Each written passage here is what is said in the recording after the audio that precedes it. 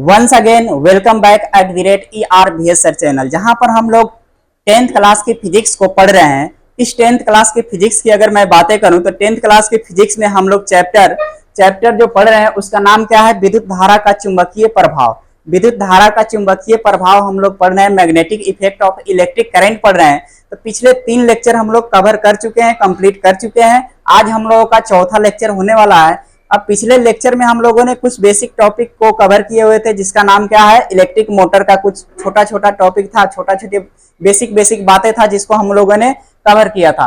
तो उसमें कल पिछले लेक्चर में हम लोगों ने क्या पढ़ा था यही कि इलेक्ट्रिक मोटर क्या होता है। तो इलेक्ट्रिक मोटर आपको पता है कि इलेक्ट्रिक मोटर एक ऐसा मशीन होता है, एक ऐसा यंत्र होता है, एक ऐसा युक्ति होता है जो इलेक्ट्रिक एनर्जी को मैकेनिकल एनर्जी में कन्वर्ट करने का काम करता है। यानी कि कहने का मीनिंग ये है, हिंदी में अगर बोलूं तो एक काम क्या करता है? विद्युत ऊर्जा को यांत्रिक ऊर्जा में बदलने का काम करता है। उसको हम लोग विद्युत मोटर कहते हैं। जैसे आपका एग्जाम्पल एप्लीकेशन देखेंगे, इसका उपयोग क्या है, एग्जाम्पल क्या है। एग्जाम्पल में देखेंगे आपके घरों में पंखा चल रहा है, उसमें भी विद्युत मोटर लगा हुआ होता है। आपके घर में फ्रिज चल रहा है, फ्रीजर है, उसमें भी आपका इलेक्ट्रिक मोटर है। पानी सप्लाई करने के लिए भी जो मोटर लगाया गया उसमें भी कौन सा? इलेक्ट्रिक मोटर का ही यूज किया गया है। इस तरह से आप बहुत सारे जगहों पर आप अपने तरीका से देख सकते हैं, जिसमें विद्युत धारा देते हैं तो कुछ ना कुछ उससे हम लोगों को विद्युत धारा नहीं मिलकर क्या मिलता है? मैकेनिकल एनर्जी मिलता है, यांत्रिक ऊर्जा हम लोगों को प्राप्त होता है। उसको हम लोग क्या कहते हैं? विद्युत मोटर बोलते हैं। तो ये हम लोग बेसिक बातें कर लिया था। जो यहाँ पर डायग्राम आपको दिख रहा है, ये डायग्राम को आप ध्यान से देख लेंगे एक बार। इस डायग्राम को अगर ध्यान से आप देखने का ट्राई करेंगे तो यहाँ क्या लिखा हुआ है आप ध्यान से एक बार देखते चलेंगे कि इसका स्ट्रक्चर का बातें करेंगे हम लोग। क्या बातें करेंगे? स्ट्रक्चर का हम लोग बातें करते हैं। अगर यहाँ पर हम लोग स्ट्रक्चर की बातें करेंगे तो आप ध्यान से एक बार देखेंगे कि क्या है स्ट्रक्चर की। अगर हम लोग बातें करेंगे तो बिल्कुल आप ध्यान से देखेंगे कि क्या लिखा हुआ है यहाँ। आप देखेंगे कि यहाँ पर हम लोग स्ट्रक्चर की अगर बातें करते हैं तो यही देखेंगे कि ये जो है इलेक्ट्रिक मोटर है। क्या है? इलेक्ट्रिक मोटर है। इसमें एक बहुत ही पावरफुल मैग्नेट लगा होता है, बहुत ही पावरफुल मैग्नेट होता है, शक्तिशाली चुंबक होता है, जिसके 2 अवतल ध्रुव होते हैं। क्या होते हैं? जो 2 अवतल सतह होते हैं, ध्रुव नहीं, अवतल सतह, ध्रुव भी बोल सकते हैं, क्योंकि इधर एक हो गया नॉर्थ पोल उत्तरी ध्रुव और इधर हो गया साउथ पोल दक्षिणी ध्रुव। ऊपर की तरफ क्या हो गया हम लोग रख दिए नॉर्थ पोल और इधर साउथ पोल उत्तरी ध्रुव और दक्षिणी ध्रुव। इसके दोनों अवतल सतहों के बीच में तांबे का कुंडली लगा हुआ होता है। तांबे का कुंडली का मीनिंग क्या है? तांबा का जो कॉइल होता है, आप कभी कभी देखते होंगे कि आप पंखे बनवाने के लिए खराब होने के बाद जब मिस्त्री के पास जाते हैं तो उसमें कॉइल खराब होता है तो आपको बोलता है कि कॉइल खराब है। कॉइल कहने का मीनिंग पंखा जब खोलता है तो उसके अंदर तांबे का तार का कॉइल बनाया गया होता है। वहीं कॉइल में गड़बड़ी आ जाती है, कट जाती है, किसी प्रकार की प्रॉब्लम आ जाती है, जिसकी वजह से उसी कॉइल को बनाया जाता है या रिप्लेस कर दिया जाता है। तो वो कॉइल इसमें लगा हुआ होता है। ऐसे समझिए कि कॉइल कैसे होता है, ऐसे कॉइल इस पर लपेटा गया होता है, ऐसे लपेटा हुआ होता है, ऐसे भी होता है, ऐसे लपेटा हुआ होता है। तांबे की कॉइल होती है और इसको ये जो मैग्नेट है, मैग्नेट के अंदर, चुंबक के अंदर रख दिया जाता है और इसी मैग्नेट से एक रड निकला हुआ होता है जिसको क्या कहते हैं? आर्मेचर कहते हैं। क्या कहेंगे हम लोग? आर्मेचर कहते हैं।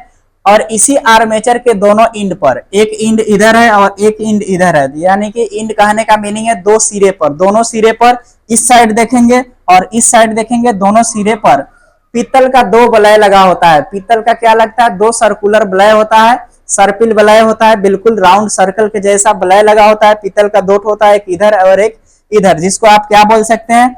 इसको आप नाम दे सकते हैं कि ये जो 2 वलय है इसको आप R1 और R2 नाम दे सकते हैं। क्या नाम दे सकते हैं आप? R1 और R2 नाम दे सकते हैं। इधर R1 है, इधर क्या है? R2 है। तो R1 और R2 आप नाम दे सकते हैं। ये 2 वलय लगा हुआ है, लेकिन इसके बाद ये जो वलय है यहाँ पर 2 हम लोगों का ब्रश भी लगा होता है जो कार्बन का बना होता है। अब 2 कार्बन के ब्रश होता है, इसको मान लीजिए B1 है और इधर क्या है? B2 है। क्लियर है यहाँ तक? अब ये B1 और B2 है, 2 यहाँ कार्बन का ब्रश है, एक इधर है, एक इधर है, दोनों साइड से लगा हुआ होता है। अब देखिए ये जो वलय लगा होता है, इस वलय को कार्बन के 2 ब्रश B1 और B2 स्पर्श करता है। बस यही हो गया। जो वलय होता है इसमें क्या है? 2 ब्रश लगा होता है, स्पर्श करता है, कांटेक्ट में रहता है और इस प्रकार से हम लोग विद्युत मोटर को बनाते हैं। जो यहाँ लिखा हुआ है एक बार ध्यान से पढ़ लेंगे। इसमें एक शक्तिशाली चुंबक होता है जिसके अवतल अवतल ध्रुव खंडों के बीच तांबे की कुंडली होती है, यह आर्मेचर कहलाती है। इसके दोनों सिरों पर पीतल के दो वलय R1 और R2, दो सिरों पर पीतल के दो वलय R1 और R2 लगा होता है। इस वलय को कार्बन के दो ब्रश B1 और B2 स्पर्श करता है। इस प्रकार से विद्युत मोटर बनाया जाता है। तो आपको इतना ही लिखना है और कुछ ज्यादा नहीं लिखना है। ये हो गया हम लोगों का बनावट। यहाँ पे डायग्राम जो दिख रहा है इसको ध्यान से आप देख लीजिए, और इसके बाद हम लोग आते हैं इसके वर्किंग प्रिंसिपल पर। सिद्धांत बोलिए और कार्य बोलिए, दोनों साथ साथ हम लोग पढ़ लेंगे। तो सिद्धांत और कार्य पर आते हैं, तो आगे की तरफ आप ध्यान से देखेंगे कि काम क्या करता है। अब यहाँ पर लिखा हुआ है कि काम कैसे करता है कि जब भी हम लोग कुंडली को चुंबकीय क्षेत्र में रखकर आर्मेचर से विद्युत धारा, यहाँ पर क्या बोला जा रहा है कि इसको चुंबकीय क्षेत्र में तो रखा हुआ है, और ये जो आर्मेचर है, आर्मेचर से हम लोग काम क्या करेंगे, विद्युत धारा जब प्रवाहित कराएंगे। इसमें विद्युत धारा जैसे प्रवाहित करेंगे, तो प्रवाहित करने के बाद विद्युत धारा जैसे प्रवाहित करते हैं, प्रवाहित की जाती है, तो चुंबकीय क्षेत्र के कारण उसमें चुंबकीय क्षेत्र जो उत्पन्न होता है, चुंबकीय क्षेत्र के कारण कुंडली के भुजाओं पर समान मान के लेकिन विपरीत, कैसा समान, एक ही समान मान के बल लगेगा, लेकिन उल्टा लगेगा, विपरीत दिशाओं में बल लगता है, जिससे आर्मेचर घूमने लगता है। क्या करता है, आर्मेचर घूमने लगता है। यहाँ पर ध्यान से देखेंगे, यहाँ पर चुंबकीय क्षेत्र उत्पन्न होता है, चुंबकीय क्षेत्र यहाँ उत्पन्न होता है, तो इसमें बल लगता है। ये जो हम लोगों का यहाँ से जो नॉर्थ पोल है, उत्तरी ध्रुव है, और इधर दक्षिणी ध्रुव है, तो ये समझिए इधर से क्या होगा, नीचे की तरफ से ऐसे बल लगेगा। नीचे की तरफ से देखेंगे हम लोगों का साउथ पोल है, इधर से जो चुंबकीय क्षेत्र ये जो लगा रहा है बल, ये जो बल लगा रहा है हम लोगों का ऊपर से इस डायरेक्शन में, और ये जो इधर की तरफ नीचे की तरफ बल लगाएगा, तो यहाँ से ऊपर की तरफ बल लगाएगा। ये इधर से जो चुंबकीय क्षेत्र के कारण बल इधर से लगेगा, तो इधर से जो होगा वो इधर के डायरेक्शन में बल लगता है। जब भी मैं इसको क्या करूं, अब ये देखिए ध्यान से देखिए कि ये चुंबक है। अब मैं थोड़ा देर के लिए समझ लेता हूं मैं कि मेरा हाथ क्या है, चुंबकीय क्षेत्र है, और ये भी क्या है, चुंबकीय क्षेत्र उत्पन्न किया।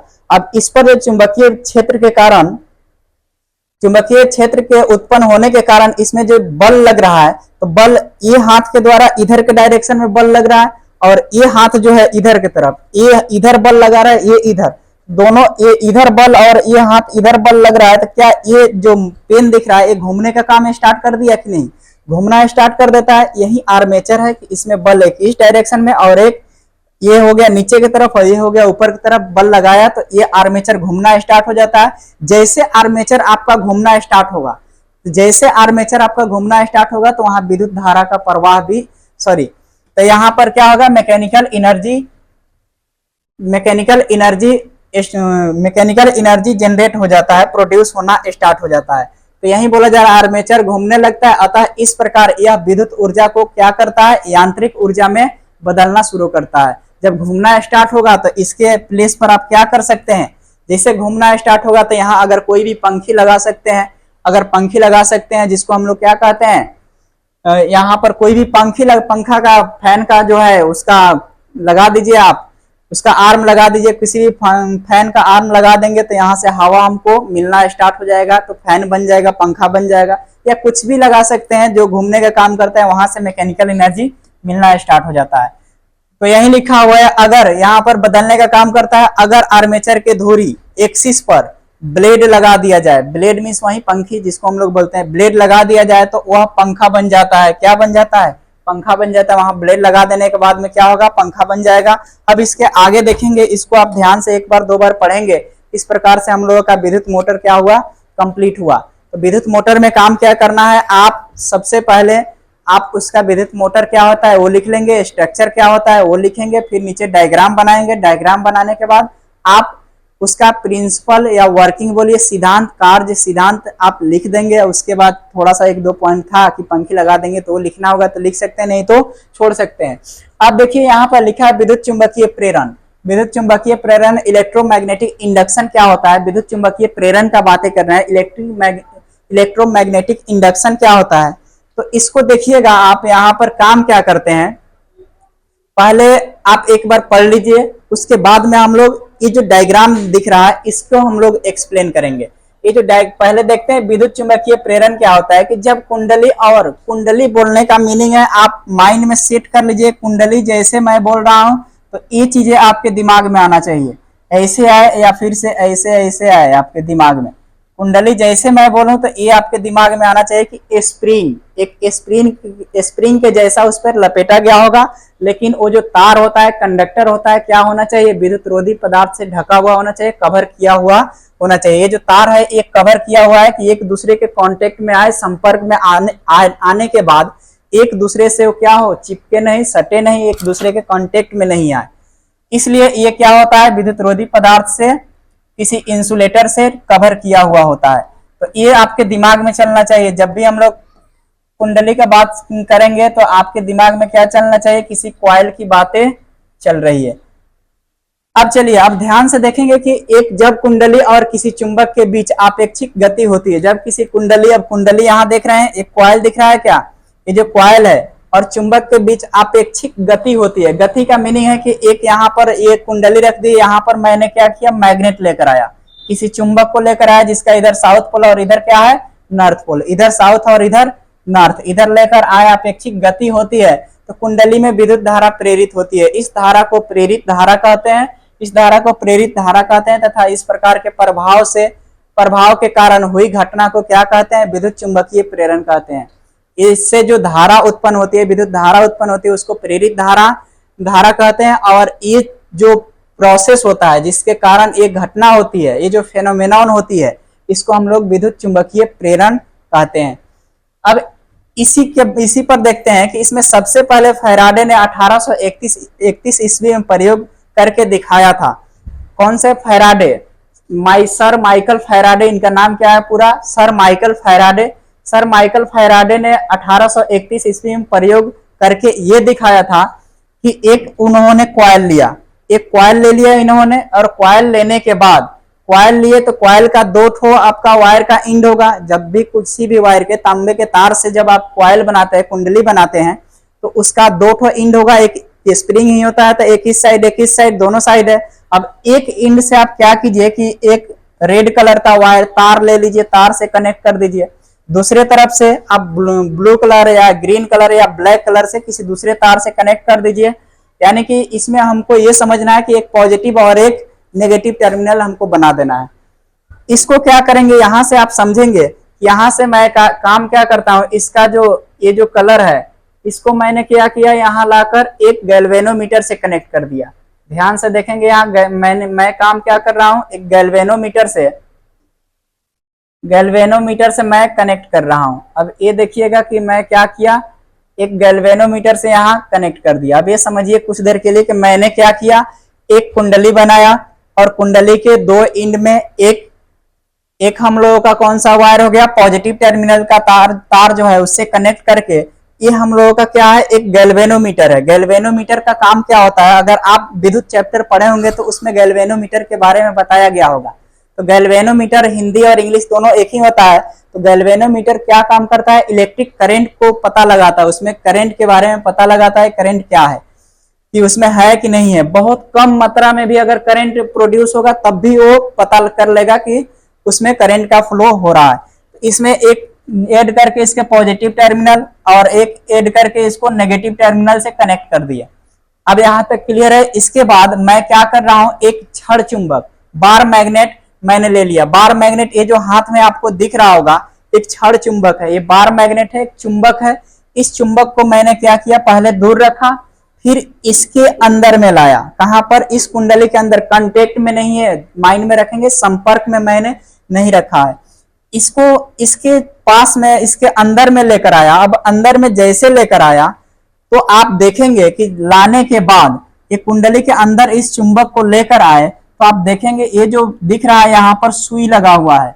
इस गैल्वेनोमीटर के अंदर आपको सुई दिख रहा होगा, तो इस सुई में विक्षेपण स्टार्ट हो जाएगा, डिफ्लेक्शन स्टार्ट हो जाएगा। यानी कि अपने पोजीशन से वो दूसरे पोजीशन पर चला जाएगा। अपना जो पोजीशन पहले रखा गया है, यानी कि मैग्नेट को नहीं लाने के पहले जो पोजीशन पर वो सुई है उससे अलग हो जाता है, यानी कि विक्षेपित हो जाता है, डिफ्लेक्ट हो जाता है। तो डिफ्लेक्ट होना स्टार्ट होगा तो मुझे क्या पता चलेगा, जब भी डिफ्लेक्शन स्टार्ट हो जाएगा गैल्वेनोमीटर के सुई में, तो मैं क्या बोलता हूं कि इस यहाँ पर कुछ ना कुछ करंट प्रोड्यूस हो गया, यानी करंट उत्पन्न हो गया। तो इस प्रकार से हमारे सर माइकल फैराडे ने 1931 ईस्वी में इस प्रयोग को करके दिखाया था कि हाँ, किसी भी कुंडली के अंदर जब भी हम लोग मैग्नेट को लाएंगे, अपेक्षिक गति करेंगे, तो वहां पर विद्युत धारा उत्पन्न होती है। तो जितना ज्यादा स्ट्रॉन्ग रहेगा, जितना ज्यादा हाई पावर का रहेगा, वैसे भी हम लोग इलेक्ट्रिक करंट उत्पन्न कर सकते हैं। ये उन्होंने प्रयोग किया। मैंने जो बोला वो आप लिखना होगा तो लिख सकते हैं, जो मैंने बोला उसी को अपने भाषा में, अपने लैंग्वेज में जैसे लिखना है लिख सकते हैं। लेकिन ये आप याद रखेंगे कि विद्युत चुंबकीय प्रेरण क्या होता है, ये पूछा जाता है। बस सिंपल सा है, आप पढ़ लेंगे। एक बार ध्यान से इसको देखिए और आगे हम लोग फिर बढ़ते हैं। चलिए अब आगे की तरफ हम लोग देखते हैं। लिखा हुआ फ्लेमिंग का दक्षिण हस्त नियम, फ्लेमिंग्स राइट हैंड रूल। ये क्या है? फ्लेमिंग्स राइट हैंड रूल, जो फ्लेमिंग का दक्षिण हस्त नियम है। इसके पहले हम लोग क्या पढ़े थे? Left hand rule. अब यहाँ पर हम लोग दक्षिण हस्त रूल पढ़ रहे हैं, दक्षिण हस्त नियम पढ़ रहे हैं। तो इसमें क्या है आप ध्यान से एक बार देखेंगे। इसके जस्ट पहले क्या पढ़े थे हम लोग? Fleming left hand rule. अभी क्या पढ़ रहे हैं? फ्लेमिंग का राइट हैंड रूल, यानी कि फ्लेमिंग का दक्षिण हस्त नियम। पहले पढ़े थे वाम हस्त नियम। पहले अपने बाएं हाथ के 3 उंगलियों को फैलाते थे। पहले क्या करते थे? अपने बाएं हाथ के 3 उंगलियों को फैलाते थे। अभी मैं क्या करूंगा? अपने दाएं हाथ के 3 उंगलियों को फैलाएंगे। किसको? दाएं हाथ के 3 उंगली। अगर ये जो आपको डायग्राम दिख रहा होगा, यहाँ जो डायग्राम है, ये डायग्राम को अगर आप देख पा रहे होंगे तो आप ध्यान से देखेंगे। मैं एक काम करूंगा, इसको आप बिल्कुल ही ध्यान से सुनेंगे। मैं रिलेट कर रहा हूं अपने हाथ के 3 उंगली से। आप दिमाग में रखेंगे कि फ्लेमिंग का दक्षिण हस्त नियम है। मैं अपने दाएं हाथ, ये जो दाएं हाथ है मेरा, इसके 3 उंगली कौन कौन सा? इसको मैं थंब बोलता हूं, जिसको अंगूठा बोलते हैं। इसको क्या बोलते हैं? Index finger. इसको इंडेक्स फिंगर बोलते हैं, जिसको क्या बोलेंगे हम लोग? तर्जनी बोलेंगे, तर्जनी उंगली बोलते हैं। और ये जो है हम लोगों का मिडिल फिंगर, जिसको हम लोग माध्यमा बोलते हैं हिंदी में। तो 3 उंगली कौन कौन सा? माध्यमा, तर्जनी और थंब, अंगूठा। ये 3 अंगुलियों को इस प्रकार से फैलाएं कि ये एक दूसरे के क्या हो? लंबवत हो, परपेंडिकुलर हो। लंबवत बोलने का मीनिंग 90 डिग्री का एंगल बनाए। ये उंगली है बिल्कुल ऐसे रहेगा, 90 डिग्री का कोण बनेगा। इसके और इसके बीच में 90 डिग्री, फिर इसके और इसके बीच में भी यहाँ पर क्या बनेगा? ऐसे 90 डिग्री का एंगल बनना चाहिए। तो 3 उंगली को ऐसे फैलाएं, इस प्रकार से फैलाएं कि ये एक दूसरे का क्या हो? लंबवत हो, परपेंडिकुलर हो।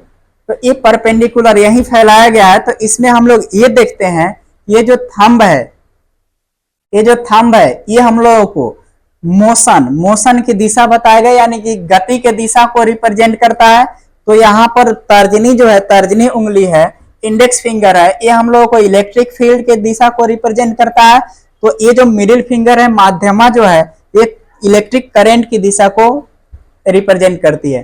तो फिर से माइंड में सेट कर लीजिए कि फ्लेमिंग का दक्षिण हस्त नियम में अपने हाथ के 3 उंगली को फैलाएंगे, 3 उंगली को फैलाएंगे जो एक दूसरे के बिल्कुल परपेंडिकुलर हो, लंबवत हो। तो अंगूठा किसको रिप्रेजेंट करेगा?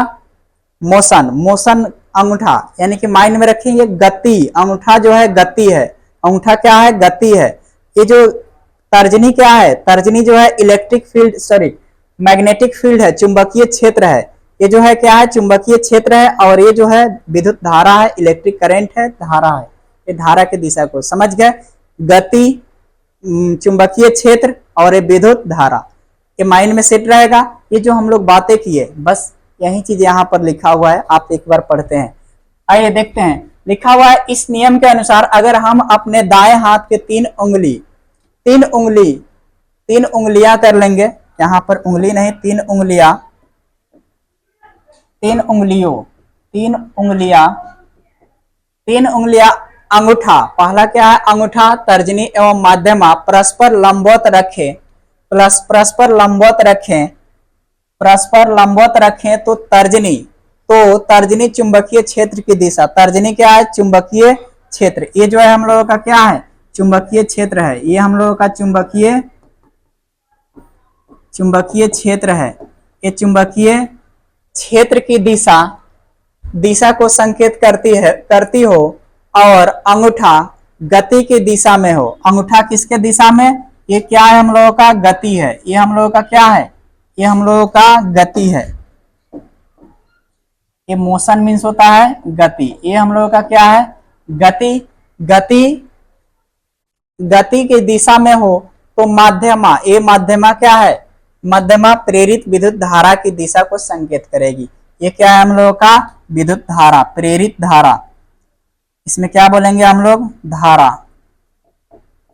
लिखना है तो आप लिख सकते हैं। ये है हम लोगों का प्रेरित धारा, इंडक्टिव करंट। तो ये हम लोगों का है प्रेरित धारा है। तो ये हम लोगों का फ्लेमिंग का फ्लेमिंग का दाहिने हाथ का नियम या फ्लेमिंग का दक्षिण हस्त नियम बोलिए। इसके फ्लेमिंग का दक्षिण हस्त नियम या दाएं हाथ का नियम भी आप बोल सकते हैं, दाएं हस्त का नियम, दाएं हाथ का नियम। तो इस तरह से हम लोगों का फ्लेमिंग का पढ़ लिए। ये टॉपिक आप ध्यान से देख लेंगे। वाम हस्त नियम में अंगूठा जो था अपने बाएं हाथ के 3 उंगली फैलाते थे, तो उस समय जो था बाएं हाथ में ये थंब जो था बल की दिशा, और ये जो था ये भी, उसमें भी विद्युत चुंबकीय क्षेत्र और इसमें भी चुंबकीय क्षेत्र, और इसमें जो था माध्यमा वो भी करंट और यहाँ भी करंट। तो करंट और चुंबकीय क्षेत्र सेम है, बस अंगूठा चेंज हो रहा है। उसमें बल था तो इसमें गति है। कोई दिक्कत यहाँ तक किसी प्रकार की प्रॉब्लम नहीं होगा। अब इसके आगे हम लोग बढ़ते हैं तो आगे का पॉइंट आप देखेंगे विद्युत जनित्र, जो ये भी बहुत ही ज्यादा इंपॉर्टेंट है, बहुत ही ज्यादा इंपॉर्टेंट है। तो आप इसको भी ध्यान से देखेंगे, हर एक पॉइंट को देखते चलेंगे। जैसे आप विद्युत मोटर पढ़े थे, जैसे आप विद्युत मोटर पढ़े थे, वैसा ही आप विद्युत जनित्र पढ़ेंगे। हर एक पॉइंट को आप क्लियर कट पढ़ते जाएंगे, ध्यान देते जाएंगे, एक बार देखते जाएंगे, आपके दिमाग में सेट हो जाएगा। अब देखिए कि विद्युत मोटर में क्या था कि वहां पर विद्युत ऊर्जा को यांत्रिक ऊर्जा में बदला जाता था। लेकिन यहाँ पर जो हम लोगों का विद्युत जनित्र जो दिख रहा है, इलेक्ट्रिक जनरेटर जो दिख रहा है, उसको उल्टा कर दीजिए। यहाँ यांत्रिक ऊर्जा को क्या चीज में बदलेगा, विद्युत ऊर्जा में। वहां विद्युत ऊर्जा को, उसमें करंट हम लोग देते थे, विद्युत धारा देते थे तो पंखा चलता था। अब यहाँ पंखा चलाएंगे तो विद्युत धारा प्रोड्यूस होगा। समझ गए ना कहने का क्या मीनिंग है। वहां विद्युत धारा दिए तो पंखा चला, यहाँ पंखा चलाकर हम लोग विद्युत धारा जनरेट उत्पन्न करेंगे। समझ गए, इसी तरह से माइंड में सेट करेंगे। अब ये मत सोच लीजिए घर में पंखा चलाएंगे अब बल्ब भी जला लेंगे, वैसे नहीं होता है। लेकिन माइंड में यही सेट करके रखेंगे कि ऐसा ही कुछ होगा। समझ गए, उसके उल्टा। तो देखिए यहाँ पर क्या है, वही लिखा हुआ है विद्युत जनित्र क्या होता है। इलेक्ट्रिक जनरेटर जो है वैसा यंत्र या मशीन जो यांत्रिक ऊर्जा को क्या चीज में बदलता है, विद्युत ऊर्जा में परिवर्तित करता है, उसे क्या कहेंगे, विद्युत जनित्र कहते हैं। याद हो गया आपको। अब कुछ डायग्राम दिख रहा होगा यहाँ, इस तरह के चीजें आप देखे होंगे। अब यहाँ पर ये देखे होंगे कि आप जनरेटर ऐसा देखते होंगे कहीं ना कहीं, ऐसा भी आपको लिखा हुआ, सॉरी, ऐसा भी आपको कभी कभी कहीं देखने को मिलता होगा। तो यहाँ पर भी हम लोगों का मोटर लगा होता है। ये मोटर हो गया। ये जो था इसमें एक कॉइल लगा होता था, देख रहे हैं, ये विद्युत मोटर। क्योंकि यहाँ पर कंपेयर करने के लिए मैंने ये डायग्राम को लगाया है कि एक साइड इलेक्ट्रिक मोटर है, विद्युत मोटर है, और एक साइड जनरेटर है। ये जनरेटर आप देख रहे होंगे, और यहाँ पर आप देख रहे होंगे कि इसके अंदर क्या है, कॉइल लगा हुआ है। कॉइल इसलिए दिखाया गया है क्योंकि वही तांबे का तार का कुंडली होता है, कॉइल होता है। लेकिन इसमें ऐसा सिस्टम नहीं होता है, यहाँ पर कुछ अलग सिस्टम होता है जो हम लोग इसके स्ट्रक्चर में पढ़ेंगे। अब ध्यान से इसमें देखेंगे कि इसका स्ट्रक्चर की अगर बातें करें तो ये आप पढ़ लिए, ध्यान से एक बार देख लिए। अब देख लिए तो इसका स्ट्रक्चर देखेंगे कि इसमें क्या होता है। इसमें भी शक्तिशाली चुंबक का यूज किया जाता है। अब देखिए यहाँ पर हम लोग क्या करते हैं, विद्युत जनित्र में एक घूर्णनीय आयताकार कुंडली कॉइल होती है, एक घूर्णनीय आयताकार कुंडली होती है जिसे किसी अस्थायी चुंबक के 2 ध्रुवों के बीच रखा जाता है। एक एक पॉइंट देखते चलेंगे और समझते चलेंगे। बोला जाता है कि विद्युत जनित्र में एक घूर्णनीय आयताकार कुंडली कॉइल होती है जिसे किसी अस्थायी चुंबक के 2 ध्रुवों के बीच रखा जाता है। यहाँ पर देखेंगे ये क्या है, हम लोगों का परमानेंट मैग्नेट है। परमानेंट मैग्नेट का मीनिंग है अस्थायी चुंबक। इसका नॉर्थ पोल यानी कि उत्तरी ध्रुव, और इधर क्या हो गया, साउथ पोल, दक्षिणी ध्रुव। इसके बीच में एक कॉइल यहाँ लिखा हुआ आपको हो सकता है दिख रहा होगा, नहीं भी दिख रहा होगा तो आप ध्यान से देखेंगे कि ये कॉइल जो है, कॉइल आपको दिख रहा होगा यहाँ पर। ये जो हम लोगों का क्या है, कॉइल है जो इसके बीच में रख दिया जाता है, इसके बीच में रख दिया जाता है। अब काम क्या करते हैं इसमें आप ध्यान से देखेंगे। इसके बाद रखा जाता है अस्थायी चुंबक के बीच में, ध्रुवों के बीच में रखा जाता है। इसमें कुंडली के दोनों दोनों सिरे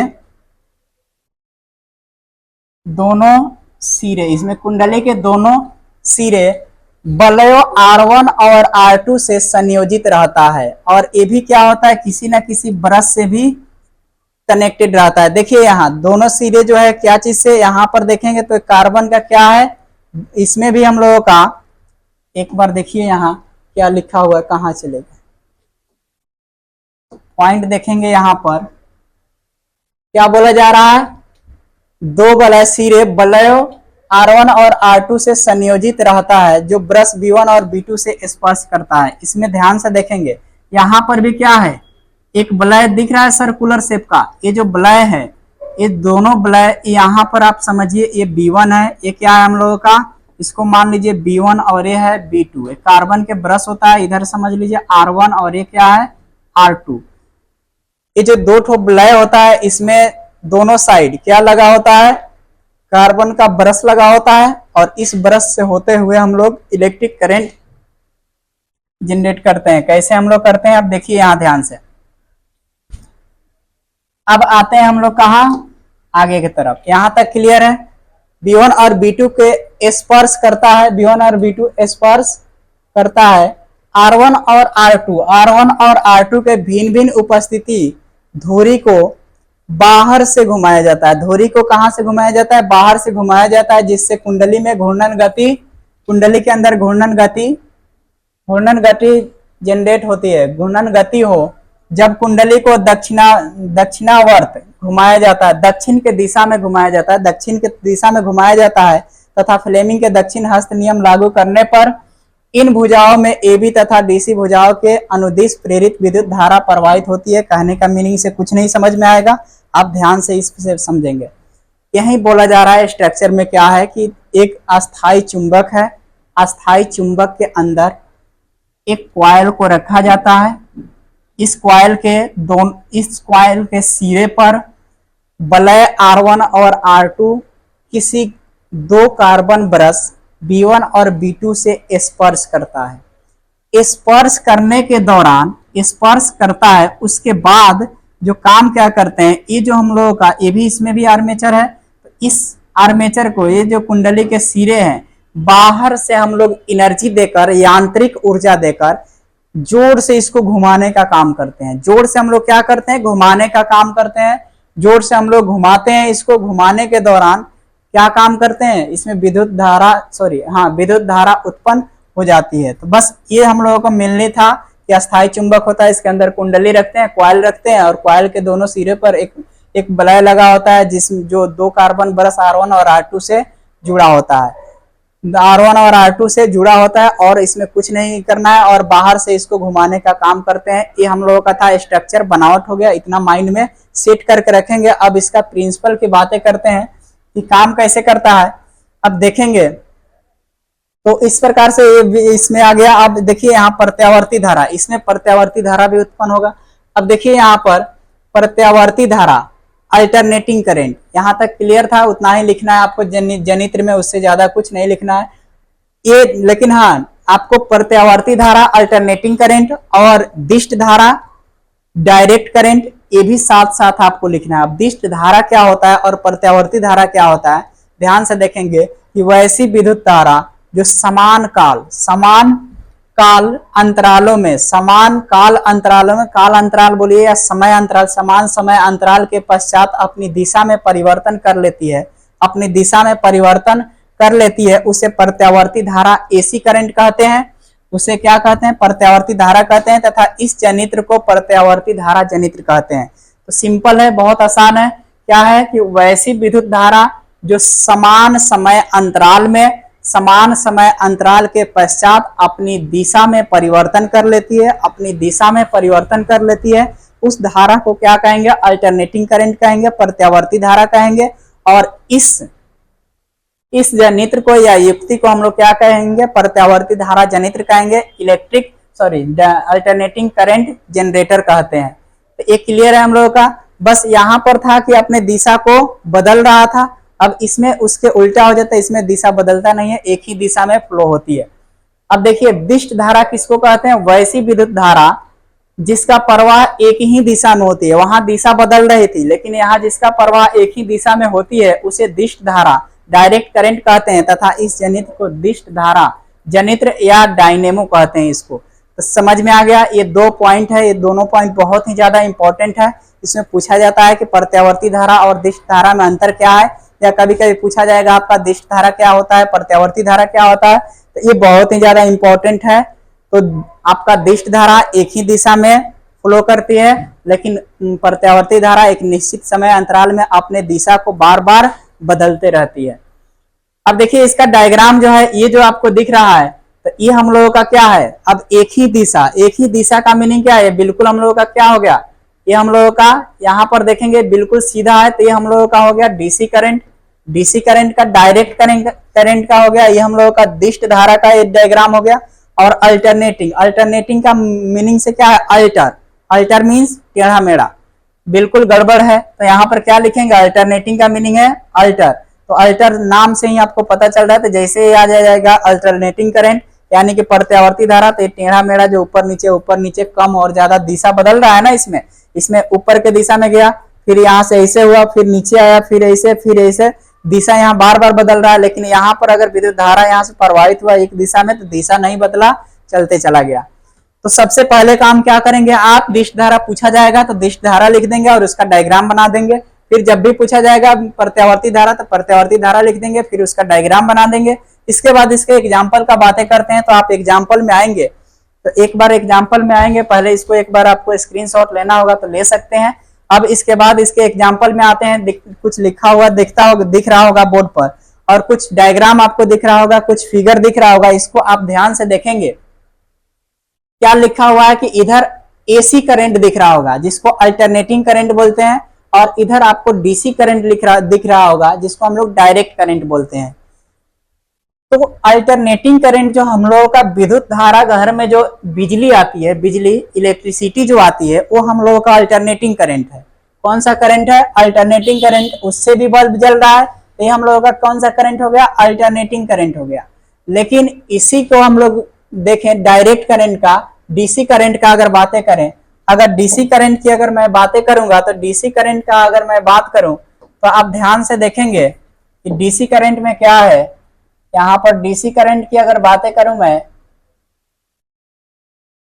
तो डीसी करंट में आप देखेंगे कि डीसी करंट अगर बातें कर रहे हैं, तो डीसी करंट में आपका आ गया जैसे बैटरी से, अगर बैटरी से कोई इलेक्ट्रिक बल्ब जल रहा है, तो वहां पर हम लोगों को डायरेक्ट करंट है। तो बैटरी से मिले जो एनर्जी होता है, ऊर्जा होता है, वो क्या होता है हम लोगों का डीसी करंट।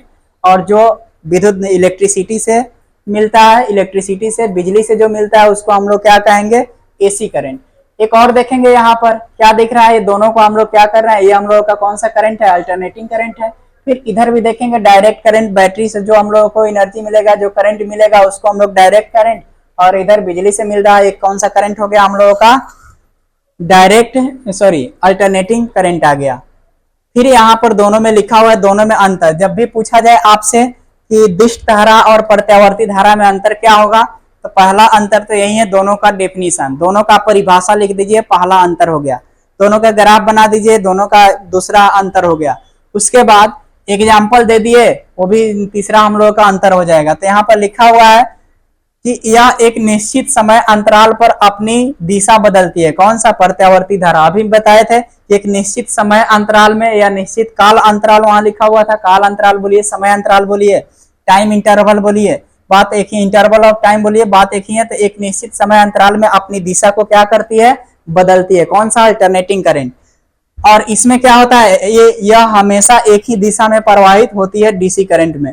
उसके बाद देखेंगे डीसी में, यहाँ पर देखेंगे अब प्रत्यावर्ती धारा में इस धारा को विद्युत जनित्र द्वारा उत्पन्न किया जाता है। विद्युत जनित्र कहने का मीनिंग है इलेक्ट्रिक जनरेटर के द्वारा किसको, प्रत्यावर्ती धारा को उत्पन्न किया जाता है। और दिष्ट धारा जो है, इस धारा को सेल या बैटरी द्वारा उत्पन्न किया जाता है। समझ गए, यहाँ तक क्लियर है। तो ये सेल या बैटरी के द्वारा जो उत्पन्न किया जाता है वो धारा, उसको हम लोग क्या बोलते हैं, डायरेक्ट करंट, जिसको हम लोग दिष्ट धारा बोलते हैं। यहाँ तक क्लियर है। अब इसके बाद की बातें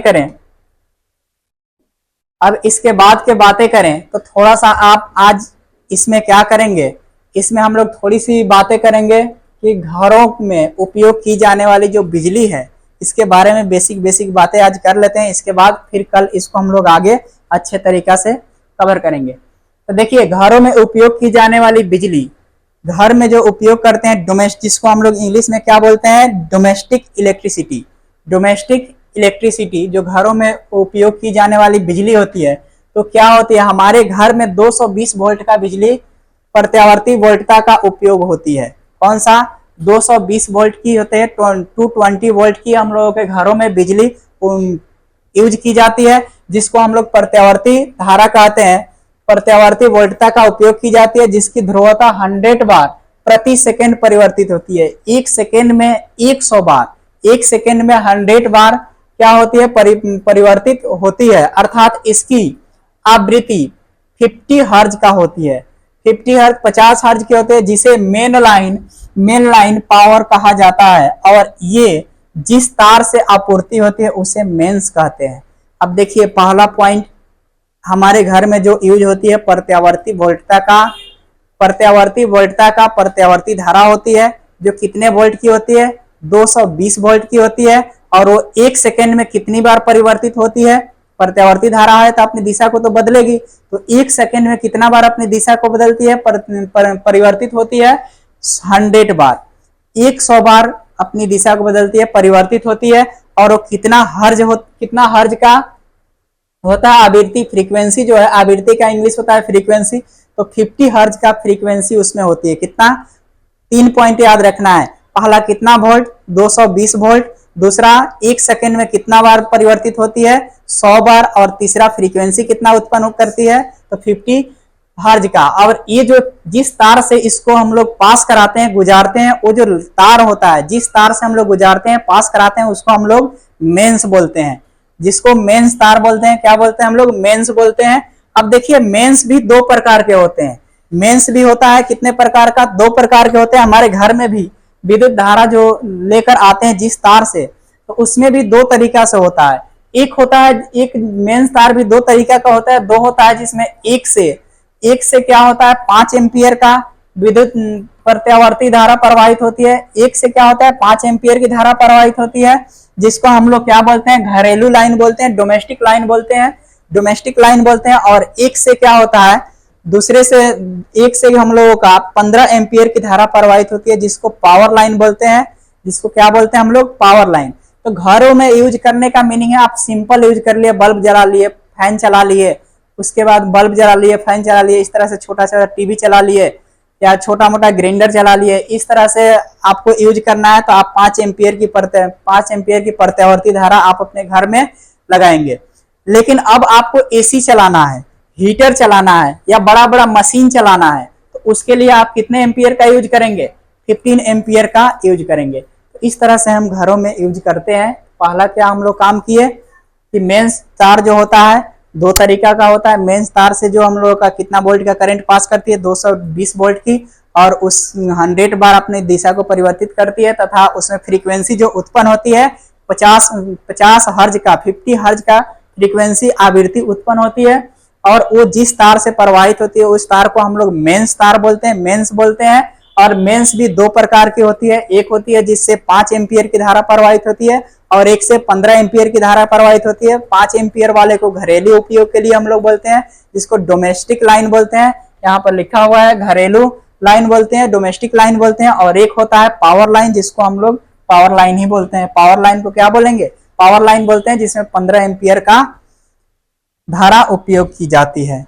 तो आज के लिए हम लोग काम क्या करते हैं कि इतना ही तक रखते हैं, और नेक्स्ट क्लास में पढ़ेंगे, नेक्स्ट लेक्चर में जो हम लोग पढ़ेंगे कि घरेलू वायरिंग की संरचना क्या होती है, घर में कैसे हम लोग परिपथ बनाते हैं, कैसे यूज करते हैं, और क्या उसमें अगर बाय द वे किसी को करंट लगता है तो क्या क्या हम लोगों को प्रोटोकॉल फॉलो करना चाहिए, जिससे हम लोग इंसान को बचा सकते हैं। ये सारी चीजें हम लोग नेक्स्ट लेक्चर में पढ़ेंगे। आज के लिए इतना ही रखते हैं, और आप इसको ध्यान से एक बार वीडियो को अच्छे तरीका से लिख लेंगे, देख लेंगे, और इसको लिख लेंगे, नोट्स बना लेंगे, क्योंकि आपका क्वेश्चन बोर्ड एग्जाम में एक भी बाहर से नहीं आएगा, इसके अंदर से ही आएगा।